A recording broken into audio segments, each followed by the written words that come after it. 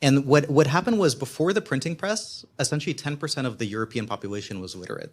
They knew how to read and write. They were often employed by like kings and lords that were not literate. And their job was to, their job was to read and write. And this is not something that everyone knew how to do. The printing press was invented, then there were two more presses. And in the 50 years after the first printing press, there was more literature published in Europe than in the 1,000 years before. And over the same period, the cost of literature, the cost of a book went down like 100x. And then, it took a couple hundred years because, learning to read and write is hard. You need education systems and government, and everyone can't be working on farms and so on.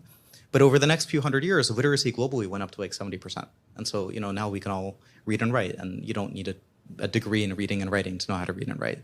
Although still there are professional writers, and that is a thing that you can do.